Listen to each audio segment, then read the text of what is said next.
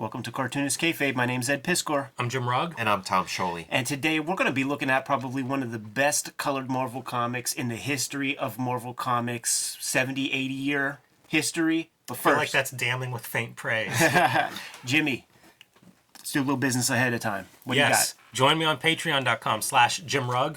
Showing off the BW zine here, a collection that I made after I discovered or started to collect a bunch of the 80s self-published black and white explosion comics, which I just love and wanted to kind of show off what I was finding. So put together this zine, did a small print run, but it's available digitally on my Patreon.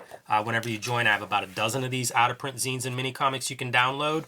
I also have a lot of original art, scripts, and the process that I make comics I make, like Street Angel, Deadliest Girl Alive, Plain Jane's, Octobriana, and more. All of that can be found at patreon.com/Jim Rugg. Tom, what is this right here we're looking at? Jack Kirby, The Epic Life of the King of Comics. It's the story of Jack Kirby's life told in comic form, the same form that Kirby worked in all his life. And you're going to see a lot of, World War II fighting. You're going to see a lot of guy at the drawing board, trying to figure out how to make these stories come to life and feed his family. So there you have it. And one of the comics that he's working on in that book is the Fantastic Four, and I did my tribute to that work with Fantastic Four Grand Design. The whole story of the Fantastic Four all in one oversized volume. Red Room, the Antisocial Network, in bookstores now, but not for long because these things are going quick. Kayfabers, thank you so much. If you're the least bit curious, you got to scoop it up quick, man, because we have no idea when the reprints of this book are going to be hitting the stands. Murder on the Dark Web for Fun and Profit is the name of the game. Loaded for bear, man, with extra materials in the back. Going to be serializing the next round of Red Room comics beginning in December on a monthly basis. You could get to the links to order, pre-order, and read these comics before they hit paper. All at my link tree in the description below this video. Let's not build suspense any longer. One of the coolest color comics in Marvel Comics history. You might even be able to get this thing cheap enough at this point, man. Iron Man number 260, Armor Wars number 2, John Romita Jr. on the 1s and 2s, and Joe Roses, colorist on this game, and fantastic job. You sent this, in our emails about what books we want to cover, and you're like, the best color job in Marvel. And as soon as I saw it, I bristled and thought, there's no way this is the best Marvel color job. I spent a week trying to figure out a better looking comic, Marvel comic in color.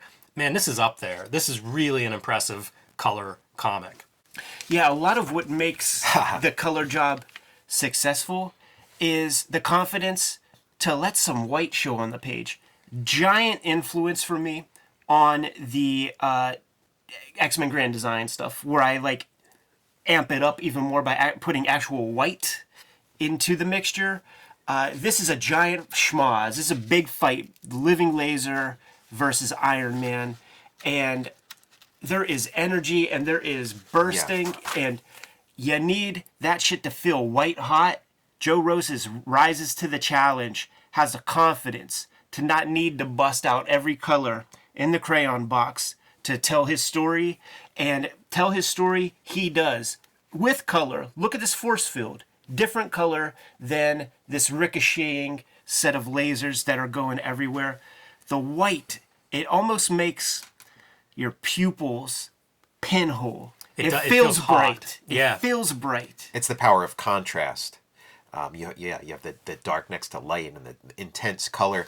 And there's little colorist flares that are done here. He didn't have to cut in these little white areas on the edges. He does a ton of it. That force field that you point out, that could have all been blue. It could have not, none of it could have been blue, but he actually draws the outline blue, and you really see the drawing in this panel. I mean, he's doing all kinds of stuff with the color shapes and marks there. Keep in mind also, we know what Iron Man's colors are. Red, yellow.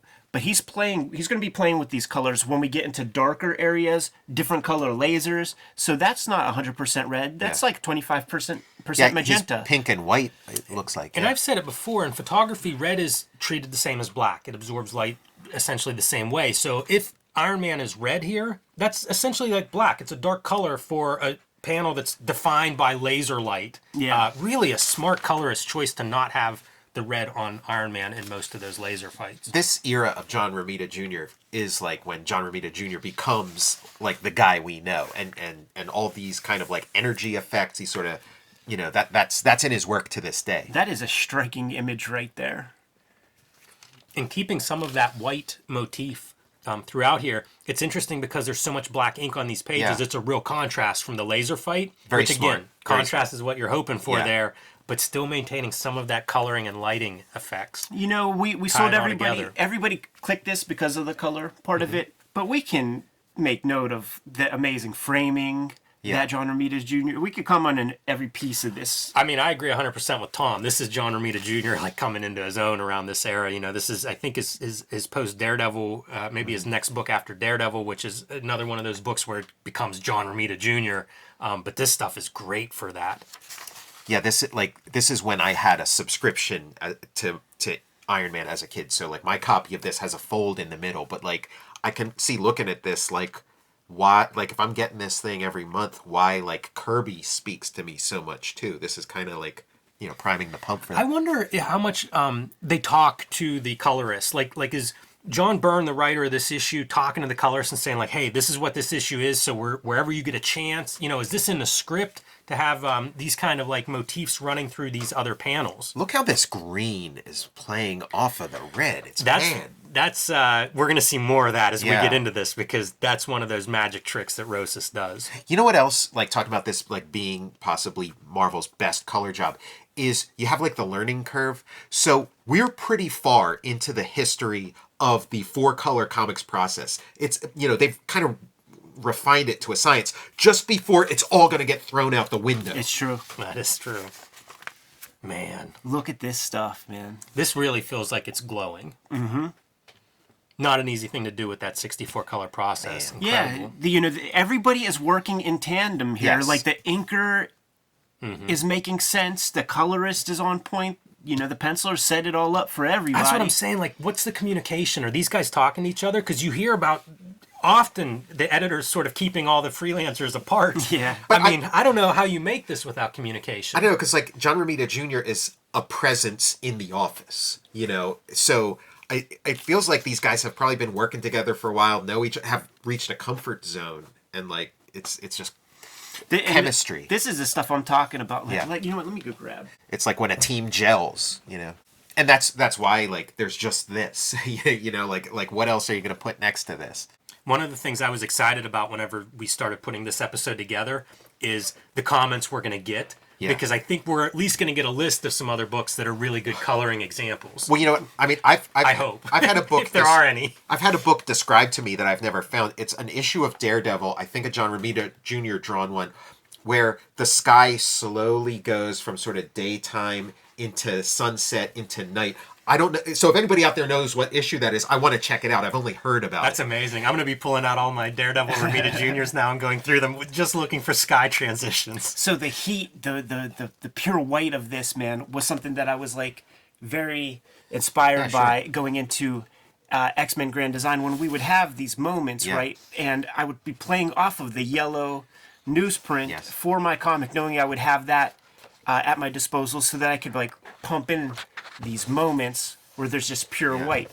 Like, that's the hottest Nightcrawler teleportation like you've ever seen, man. It looks... Look at that astral plane. Almost like it's glows. illuminating. Totally. Glowing. Well, what you're talking about, like your eyes, like pinholing or whatever, it is like all this stuff is making your pupil open up. Exactly. And then this is making it close back up. And you get that in the Iron Man comic, too, of like your pupil starts opening up in those dark scenes that he shows, and then you turn the page and then whoop, they got to close back up.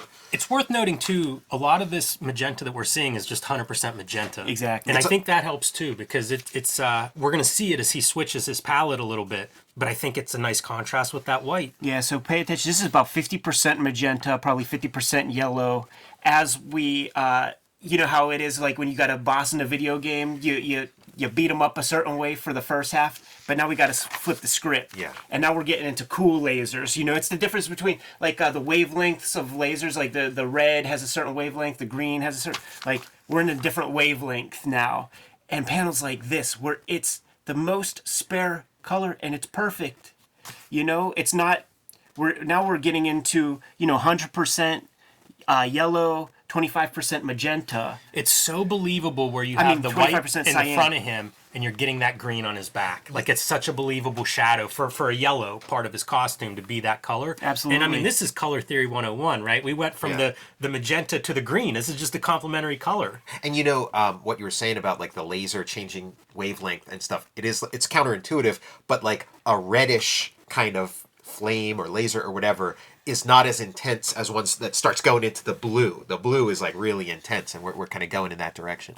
Yeah, infrared to ultraviolet. Yeah. And look at our guy, John Romita, selling a dude's turmoil, a dude's toil with a face that can't emote. Yeah. This is All through absolutely body beautiful language. drawing. Yeah. That face is incredible. But he's writhing like this.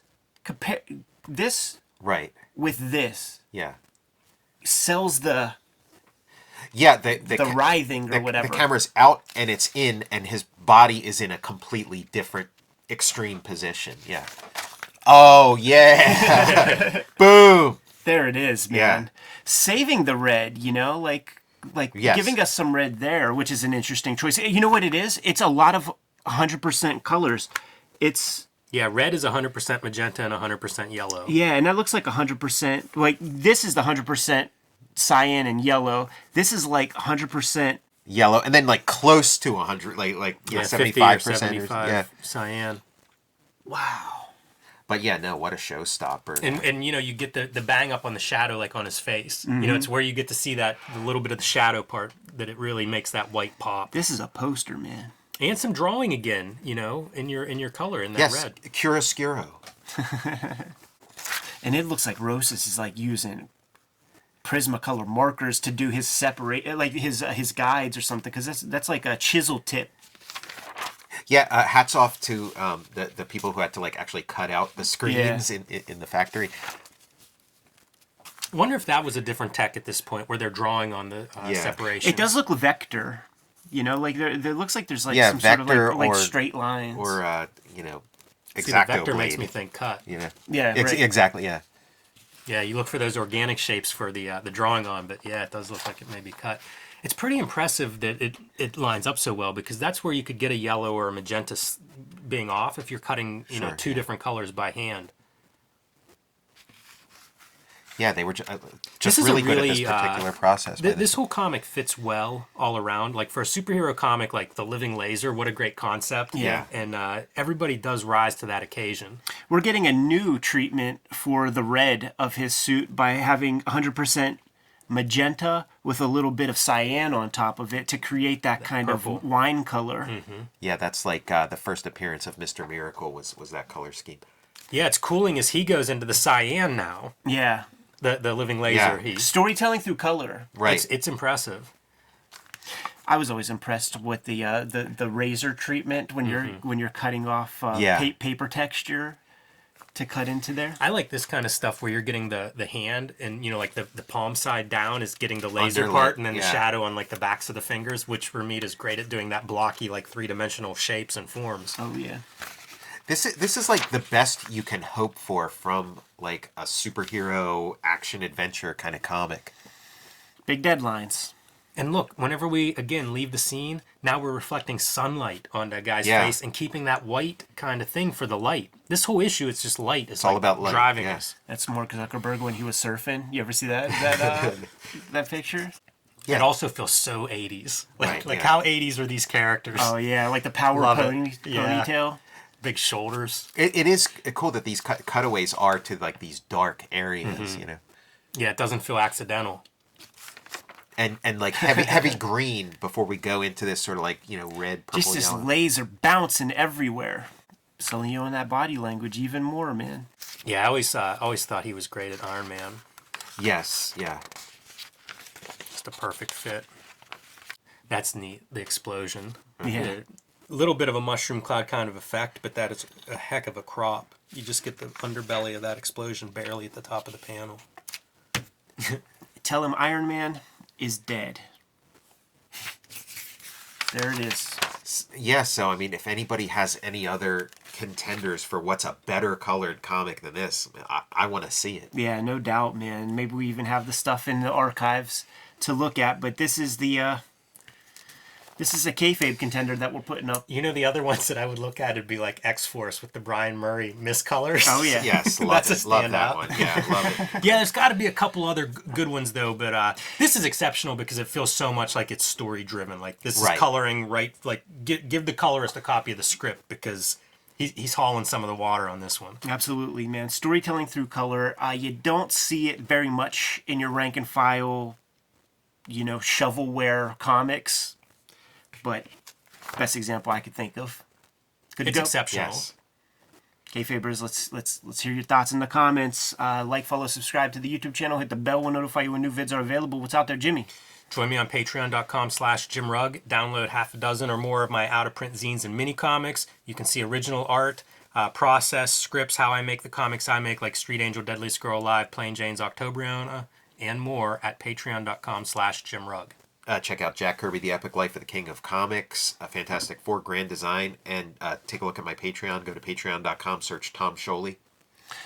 Red Room, the Antisocial Network, Murder on the Dark Web for Fun and Profit. The book collection is in stores now. It's going quick. If you see it, scoop it up. And we're going to be serializing the next round of Red Room comics in December. You could pre-order those comics at the Fantagraphics website. Get there by way of my link tree in the description below this video. What else? Subscribe to the Cartoonist Kayfabe e-newsletter at the links below this video. You can also find Cartoonist Kayfabe t-shirts and merchandise at the links below this video. All right, man. Given those marching orders, we'll be on our way. Read more comics.